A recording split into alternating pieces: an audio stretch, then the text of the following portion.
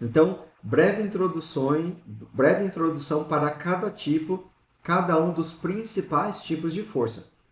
Um dos principais tipos de força, a gente já falou, que é a força-peso, ou força gravitacional. Quando a gente está na superfície da Terra, o planeta Terra está nos puxando para baixo, em direção e sentido ao centro do planeta Terra. Da mesma forma, quando a gente tem o Sol, quando a gente tem aqui o Sol, eu tenho o planeta Terra girando em torno do Sol. Por que o planeta Terra está girando em torno do Sol? Porque se esse planeta está no movimento que a gente pode considerar em determinados momentos como circular, né? Ou a gente pode considerar como elíptico, existe aqui um movimento angular, né? Vamos considerar que é um movimento circular. Se é um movimento circular, a gente já estudou que existe uma aceleração centrípeta. Se existe uma aceleração resultante atuando sobre esse corpo, é porque existe uma força atuando sobre esse corpo. Esse corpo é o planeta Terra, né? E qual força resultante é essa? Qual força é essa? É a força gravitacional. O Sol possui uma grande massa, o planeta Terra também possui uma grande massa. E existe uma atração entre um e outro. Devido ao Sol ter uma quantidade de massa muito grande, ele vai exercer um campo gravitacional muito grande. E o planeta Terra vai ser atraído para esse Sol. Existe aí um campo gravitacional, existe aí uma força gravitacional. E essa força gravitacional que a gente é empurrado para o centro do planeta Terra, ou que a Terra é exercida devido à presença do Sol, né? Essas forças também são calculadas pela massa vezes a aceleração. Da mesma forma que a força resultante é a massa vezes a aceleração resultante, a força gravitacional podemos representar por Fg, ou podemos representar pela letra P, ou pela letra que você quiser, pela letra F, F de força, né? A força gravitacional vai ser atuando sobre um corpo de massa m, vai ser a massa desse corpo vezes a aceleração gravitacional. E geralmente a gente representa a aceleração gravitacional pela letra G. A gente poderia representar por A de aceleração.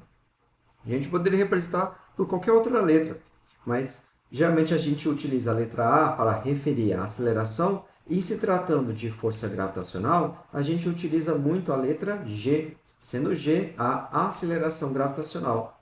Então, quando a gente está no planeta Terra, a gente está aqui na superfície do planeta Terra. Aqui nós temos o planeta Terra. E aqui nós temos uma pessoa nessa superfície.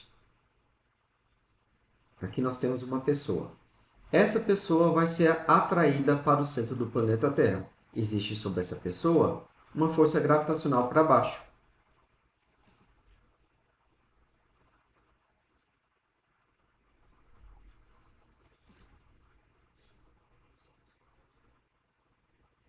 Vai atuar sobre essa pessoa uma força gravitacional para baixo. Essa força F, vamos usar a letra P. Essa força P, por que a gente usa a letra P? Porque corresponde ao peso da pessoa. Essa força P é igual à massa da pessoa vezes a aceleração da gravidade. Então, se a gente tem uma massa de 50 kg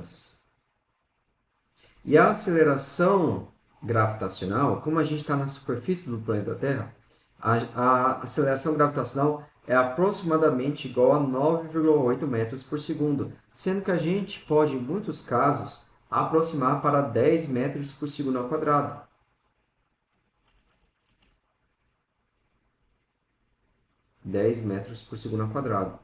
Então, se eu tenho uma massa de 50 kg e a aceleração gravitacional tem intensidade igual a 10 metros por segundo ao quadrado, então qual é a força-peso?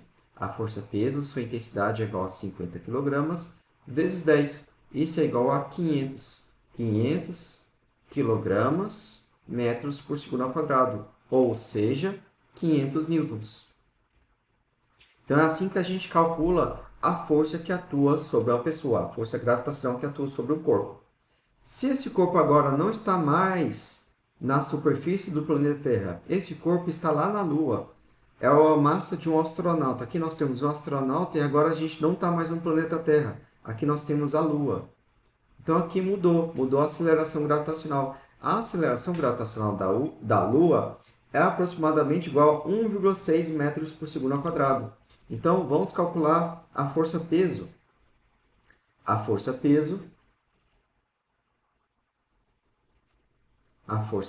vai ser a massa, que continua igual a 50 kg, vezes a aceleração gravitacional agora da Lua. A força-peso vai ser a massa, que continua igual a 50 kg, vezes a aceleração da gravidade da Lua, que agora é de 1,6 metros por segundo ao quadrado. A Lua exerce um campo gravitacional de menos intensidade que o planeta Terra, por ter menor massa. O peso vai ser 50 vezes 1,6. Isso é igual a 5 vezes 16.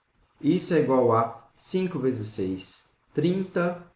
Vai 3. 5 vezes 1, 5. Com mais 3, 8. É igual a 80 newtons. Lá, quando estava no planeta Terra, essa massa de 50 kg, a gente calculou que o peso na Terra foi igual a... Na superfície do planeta Terra, era a massa vezes a aceleração gravitacional da Terra. Isso é igual a 50 vezes 10, que é igual a 500 newtons. Então, a pessoa no planeta Terra, ela é pesada mais do que na superfície da Lua.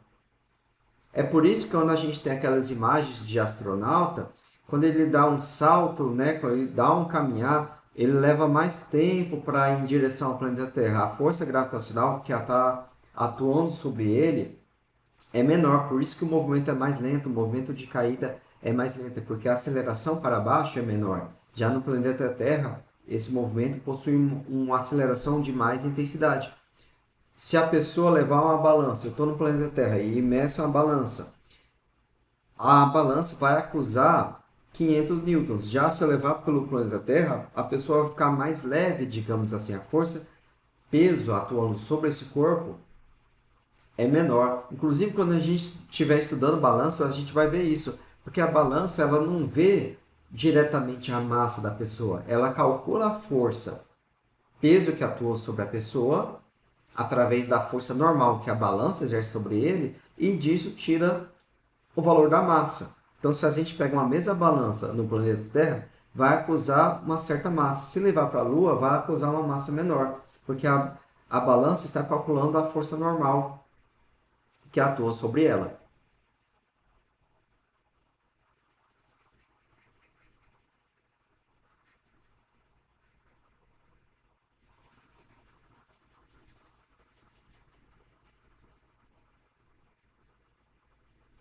Olha como é que funciona a balança. Aqui eu tenho uma pessoa sobre uma balança e essa balança está acusando 70 kg. Na verdade, o que aconteceu aqui? Vamos isolar, olha a questão do nosso sistema, né? Vamos considerar que nosso sistema é apenas esse carinha aqui. Vamos isolar o nosso sistema. Aqui eu tenho uma pessoa que está sobre uma balança. Atua sobre essa pessoa uma força gravitacional que vamos chamar de Fg, uma força gravitacional. A gente já calculou essa força, a gente já sabe calcular essa força. Essa pessoa tem 70 kg e a aceleração da gravidade é de 10 metros por segundo ao quadrado. Então, nós temos 70 vezes 10. A força gravitacional é de 700 newtons. Então, essa força que atua sobre essa pessoa para baixo é de 700 newtons. Essa pessoa não possui aceleração para baixo, porque ele está em cima de uma superfície. E essa superfície é a balança. Então, atua sobre essa pessoa uma força para cima. A gente vai chamar de força normal. É a força que a superfície da balança exerce sobre essa pessoa para ela se manter imóvel. E essa força há de ser igual a 700 newtons. Então, o que a balança faz? Vamos agora isolar o nosso sistema. Aqui a gente isolou o sistema pessoa e a gente analisou as forças que atuam sobre essa pessoa. Agora o nosso sistema vai ser apenas a balança. Vamos analisar as forças que atuam sobre a balança. Aqui nós temos uma balança.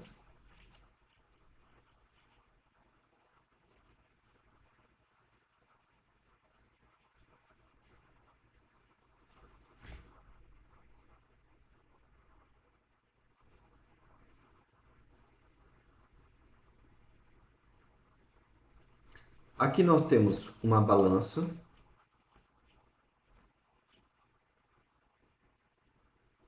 E atua para baixo a força de 700 newtons, que é a força que a pessoa exerce sobre a balança. A pessoa está exercendo 700 newtons sobre a balança. O peso da pessoa está em cima da balança. E por ação e reação, que a gente vai estudar, a balança exerce a mesma força, só que com sentido contrário. A balança exerce essa força normal sobre a pessoa de 700 newtons. Certo? Essa balança possui uma massa e a superfície do chão vai exercer uma força para cima sobre essa balança também. Certo? Mas essa força de 700 newtons é a força que a balança vai ler. A balança vai ler essa força de 700 newtons e disso ela vai interpretar, ela vai calcular qual é a massa da pessoa. Então, se está em cima de mim 700 newtons, eu vou dividir pela aceleração da gravidade, que é 10 metros por segundo ao quadrado, e vou encontrar a massa da pessoa, 70 kg. Então, por isso que vai aparecer no leitor 70 kg. É importante a gente entender o funcionamento da balança, o que a balança está de fato lendo, porque em alguns casos mais para frente a gente vai colocar essa balança, por exemplo, dentro da água, ou a gente vai pegar essa balança e levar para a Lua, ou pegar essa balança e colocar dentro de um elevador. Então é importante a gente saber que a balança ela está calculando a força normal e dessa força normal ela vai fazer o cálculo da massa. Então, se eu mudo essa força normal, eu estou mudando o resultado da balança, mesmo a pessoa não ter emagrecido.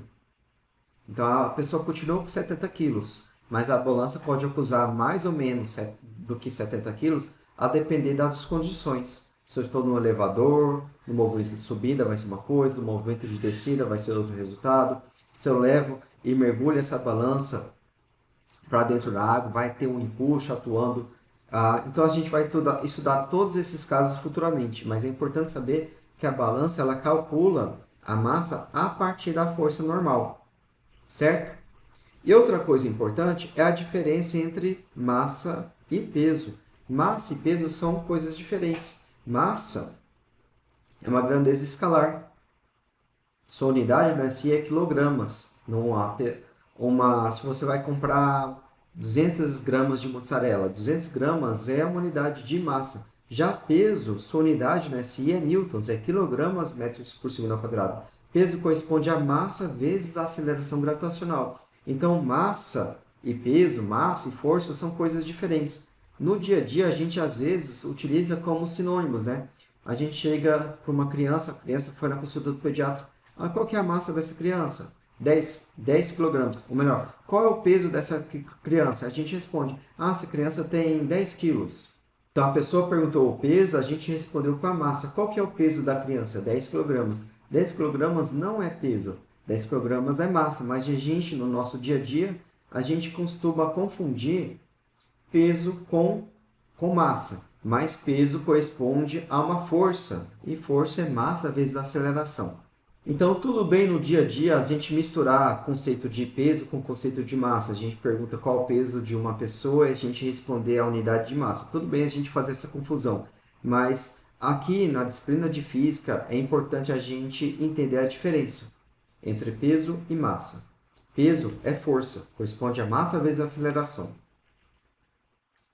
Certo, um outro tipo de força muito importante é a força normal. Até chegar aqui, eu já falei de força normal algumas vezes, né?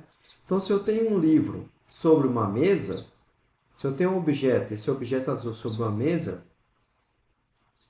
por estar apoiado sobre uma mesa, essa mesa está exercendo uma força para cima sobre esse livro. E um detalhe importante é que essa força normal, ela é chamada de normal pelo seguinte, esse normal vem de perpendicular. Ela é sempre perpendicular à superfície. A força normal, ela tem esse nome por ela ser perpendicular. A força normal é sempre perpendicular. É sempre perpendicular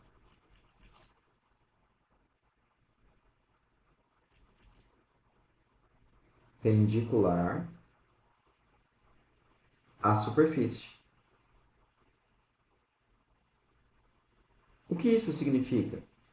Que sempre faz 90 graus com a superfície.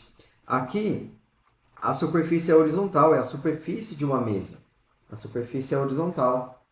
Então, o vetor normal vai ser vertical, vai fazer 90 graus. Eu pego aqui e faço um ângulo de 90 graus. O vetor normal vai ser para cima. Então, a força normal, nesse caso, é para cima. Normalmente, a gente coloca a força normal com a letra N. E essa setinha para a direita apenas para indicar que se trata de uma grandeza vetorial. Mas se a gente estiver no plano inclinado, veja que eu estou aqui no plano inclinado. Nesse caso, faz 30 graus com a horizontal. Então, eu estou no plano inclinado. Eu pego um vetor e desloco 90 graus, giro 90 graus. A força normal vai ter este ângulo aqui. Nesse caso, a força normal é para cá. Faz 90 graus com a superfície desse plano inclinado. Vamos calcular, por exemplo, as componentes dessa força normal. Considere que eu quero calcular a componente em x e em y, a componente horizontal e vertical dessa força. Como é que eu faço? Tem uma questão que existem várias forças atuando sobre esse bloco, e para responder eu decidi decompor a força normal em seu componente x e componente y. Como é que eu vou fazer isso? Bom, eu sei que esse ângulo é de 30 graus. Então, por exemplo, vamos primeiramente desenhar as componentes do vetor normal, né? Eu tenho aqui uma componente para cima, vou chamar de ny, e para a esquerda, que eu vou chamar de nx.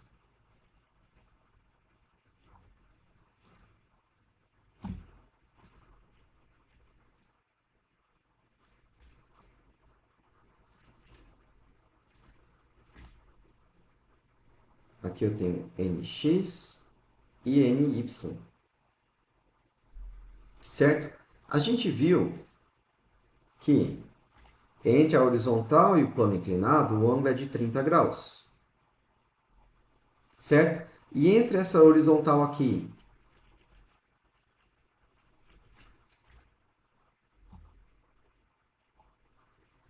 entre a horizontal e o plano inclinado, o ângulo é de 30 graus. E entre essa horizontal e essa vertical, entre ny e a horizontal, o ângulo é de 90 graus. Aqui eu já desenhei 30. Para chegar a 90 graus, faltam 60 graus. Então, este ângulo entre ny e o plano inclinado é de 60 graus. Certo? Entre o vetor normal e o plano inclinado é de 90 graus. A gente já escreveu 30. Para chegar a 90 graus, a gente já escreveu 60. Para chegar a 90 graus, falta 30. Então, este ângulo aqui é de 30 graus. Pronto. Então, a gente tem o seguinte, a gente tem um vetor normal.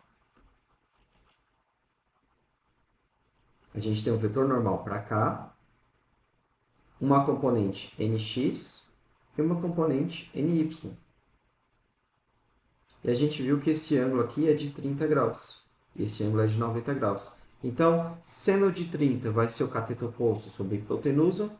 E o cosseno de 30 vai ser o cateto adjacente sobre a hipotenusa. Disso eu vou poder calcular quanto vale nx, quanto vale ny. Nx, seno de 30 é igual a nx sobre n. E cosseno de 30 graus é igual a ny sobre n. Então, com isso, eu consigo calcular nx e ny. Agora, o que é mais comum, na verdade, é a gente decompor a força-peso, porque o movimento ele vai acontecer ao longo desse plano inclinado. Então, a aceleração vai ter essa direção do plano inclinado. Então, normalmente, a gente quer dividir a força-peso, como esse bloco ele possui massa, vai atuar uma força-peso para baixo. E a gente quer calcular a força-peso, as componentes dessa força-peso, sendo que uma componente é ao longo do plano inclinado e a outra componente é perpendicular. Então, eu vou pegar uma componente que seja tem a mesma direção do plano inclinado e a outra componente vai fazer 90 graus. Então, aqui nós temos a força-peso. Aqui a gente vai ter essa força-peso, a gente vai decompor em uma componente que eu vou chamar de P1 e P2, sendo que esse ângulo é de 90 graus. Como é que eu calculo o ângulo? Como é que eu posso calcular P1 e P2 sabendo que esse ângulo é de 30 graus? Eu faço o seguinte, é o mesmo procedimento, né? Eu só preciso aumentar essa figura.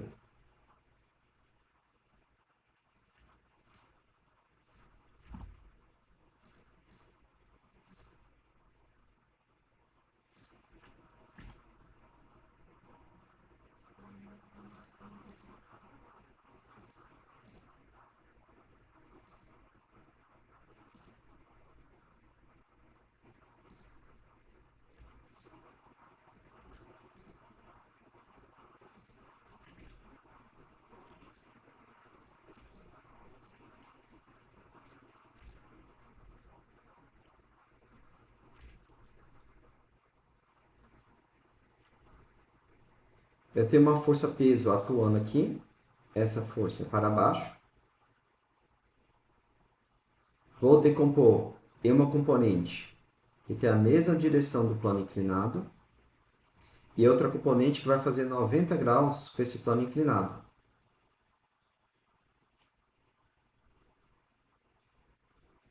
Então, vou ter uma componente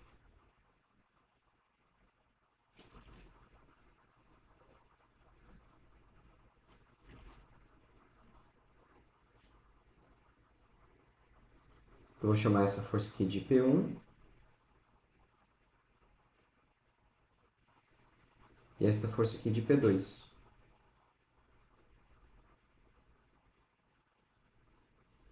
E essa força aqui resultante, a soma dessas componentes, é a força-peso.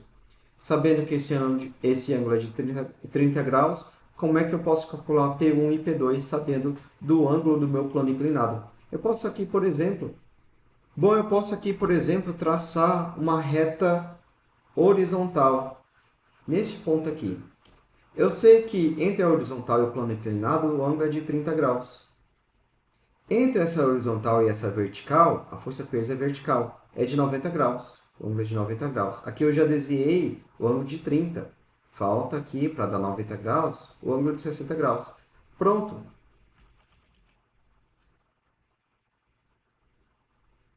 Pronto, eu já tenho um ângulo entre P e P1. Este ângulo é de 90 graus. A soma dos ângulos internos de um triângulo é igual a 180. Se eu já escrevi 60, se eu já coloquei o ângulo de 90 graus, então, para a soma da 180, esse ângulo é de 30 graus. Eu tenho o seguinte, eu tenho a força peso, eu tenho a força P1 e eu tenho a força P2.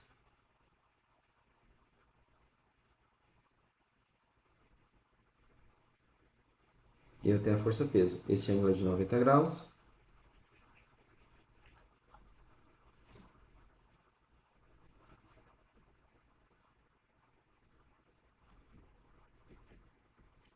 Eu tenho a força peso, eu tenho a força P1 e eu tenho a força P2. Este ângulo aqui é de 90 graus, este ângulo é de 60 graus e este ângulo é de 30 graus. Então, seno de 30 graus é igual ao cateto oposto, P1 dividido por P, e o cosseno de 30 graus é igual ao cateto adjacente, P2, dividido pela força peso. Então, disso a gente consegue calcular P1 e P2.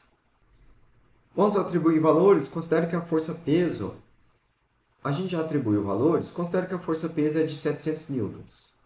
Então, a gente tem o seguinte, seno de 30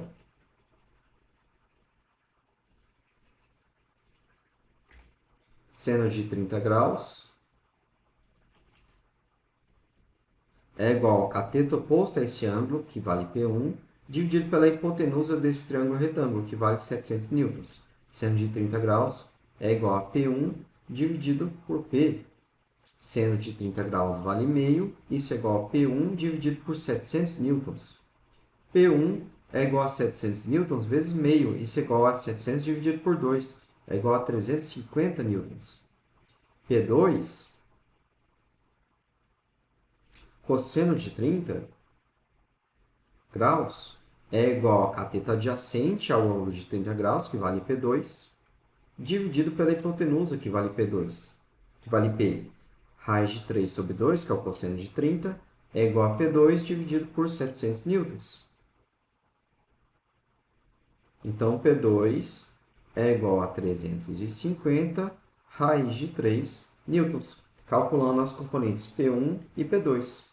Então, em vez de eu colocar a força P atuando sobre esse bloco, em vez de eu trabalhar com a força peso que está atuando sobre esse bloco, em vez de eu construir uma força para baixo, eu posso aqui colocar a componente P1 e a componente P2. Eu posso representar a força-peso nesse sentido aqui, desta forma aqui, sendo que P1 e P2 a gente já conhece os seus valores. Beleza?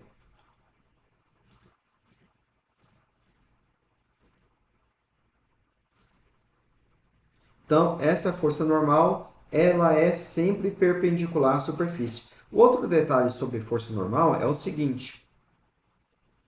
Veja que aqui eu coloquei uma seta. Aqui eu tenho um livro em cima da mesa, né? Eu coloquei essa seta na extremidade inferior do meu livro. Aqui também.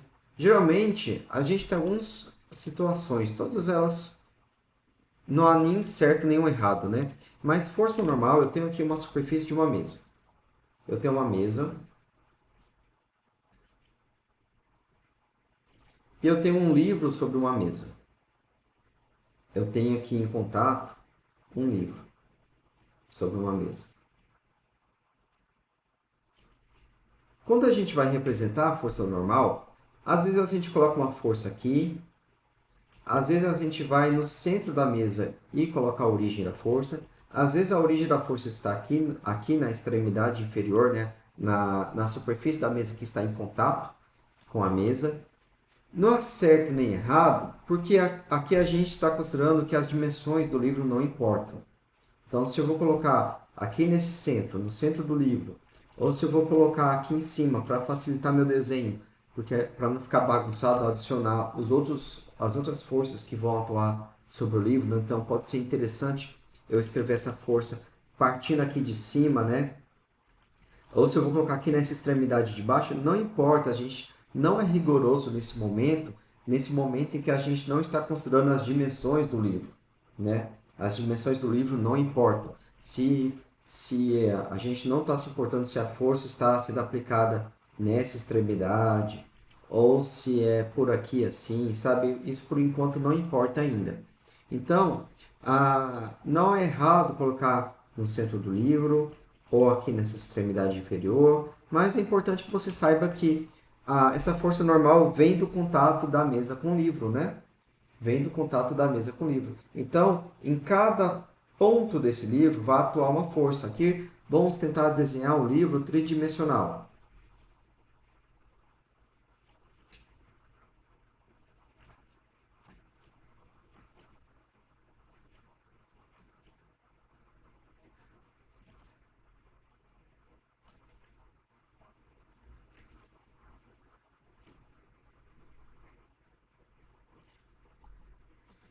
Em cada ponto dessa superfície de baixo, vai estar atuando uma força para cima, né? Todos esses pontos estão em contato com a mesa. Então, a mesa está exercendo essa força em todos esses pontos da parte inferior do livro, tá? A gente poderia representar por várias setinhas indo para cima aqui. Mas, para facilitar, a gente pega todas essas forças que estão atuando, a gente considera apenas uma força atuando no centro dessa superfície inferior. Então, a gente representa com uma única força.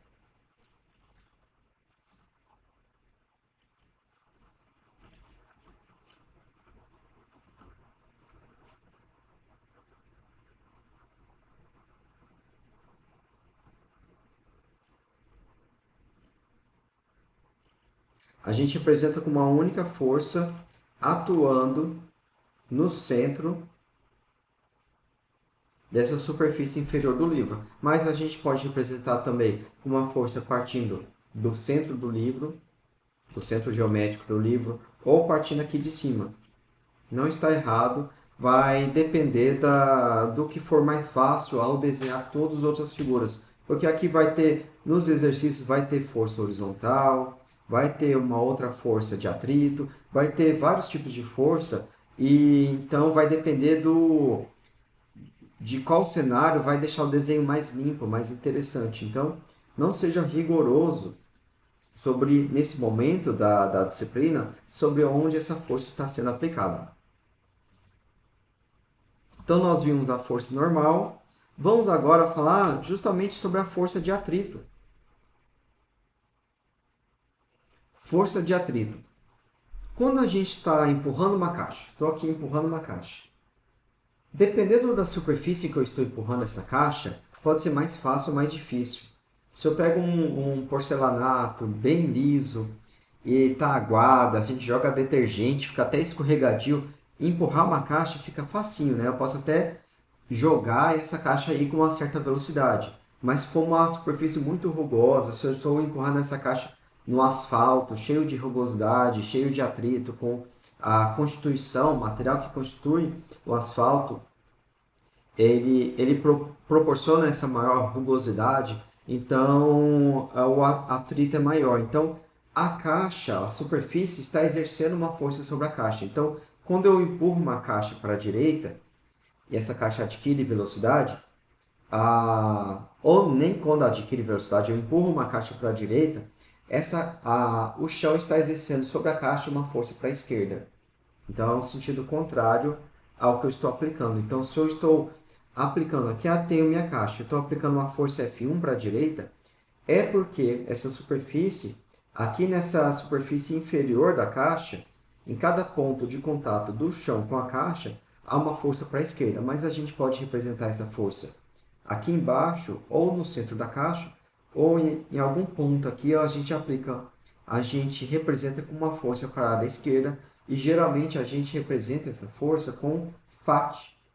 F, que representa força, e AT representa atrito. Geralmente a gente escreve FAT, força de atrito para a esquerda. O mais importante é que você saiba que se nós estamos aplicando uma força para a direita, a força de atrito vai ser para a esquerda. Se eu estou puxando a caixa para a esquerda, a força de atrito vai ser para a direita. Vai ser sempre contrário à força de aplicação, mesmo quando a caixa não está em movimento. Se eu estou empurrando uma caixa, eu estou numa região muito rugosa, com muito atrito, eu estou aplicando uma força e eu não estou conseguindo empurrar essa caixa. É porque existe, mesmo sem movimento, existe uma força de atrito em sentido contrário ao que eu estou aplicando. Aí se eu consigo vencer esse atrito, se eu consigo vencer, essa caixa começa a adquirir movimento, mas a força de atrito para a esquerda continua existindo. Então, força de atrito. A gente ainda vai estudar que essa força de atrito é dada por μ, que é um coeficiente de atrito, é um valor adimensional, vezes a força normal. Veja aqui a importância da força normal. A força que a superfície exerce perpendicularmente sobre a caixa, ela vai impactar no valor da força de atrito. Por isso que a gente vai estar muito calculando a força normal. Por isso que lá, quando a gente estiver no plano inclinado, vai ser importante a gente decompor a força-peso para a gente conseguir calcular a força normal e depois calcular a força de atrito.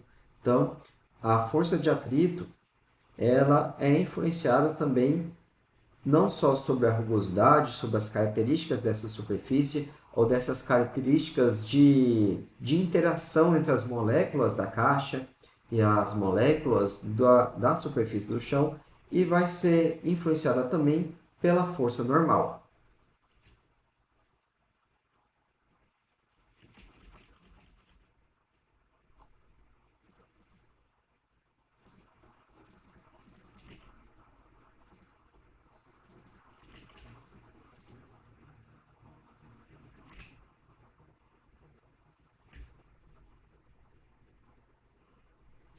Outra força que a gente vai estudar é a força de tração. Força de tração existe quando eu estou, por exemplo, essa mesma caixa, se eu estou puxando eu amarrei uma corda e estou puxando essa caixa com uma corda, essa força F1 aqui, essa força F1 vai ser uma força de tração. Eu estou tracionando uma corda no meu movimento de puxar a caixa.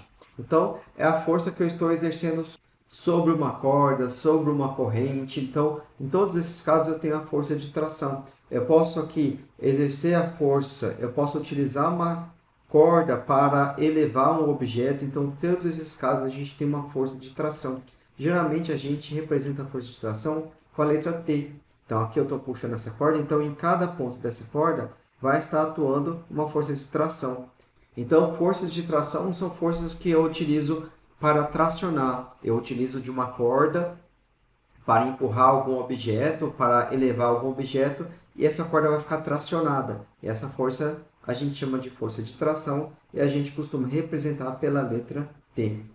Outra força que a gente vai estudar é a força elástica. Na força elástica, quando a gente tem uma mola, a gente comprime, essa mola possui um comprimento natural. Quando a gente comprime essa mola, ela vai ter uma tendência a se esticar, ela vai querer se esticar para voltar ao seu comprimento natural. Então vai haver uma força direcionada para os lados, né? Então se eu comprimo aqui uma mola, essa mola vai exercer sobre mim uma força para a direita e vai exercer sobre essa parede aqui uma força para a esquerda, até que ela volte ao seu comprimento natural. O objetivo dela, essa força, vem para voltar ao seu comprimento natural. Então aqui eu tenho uma mola de 2 metros, eu comprimi ela até ter um comprimento de 1 metro, então vai atuar sobre os lados, sobre a parede, sobre a pessoa, essa força com a tendência a voltar ao seu comprimento natural. E se em vez desse comprimento natural de 2 metros, se em vez de eu comprimir, eu distendi, eu puxei a corda até ela ter 3 metros, então as forças vão ser de compressão. A mola vai querer voltar a ter 2 metros de comprimento. Então, força elástica é um outro tipo de força que a gente vai estudar dentro da dinâmica.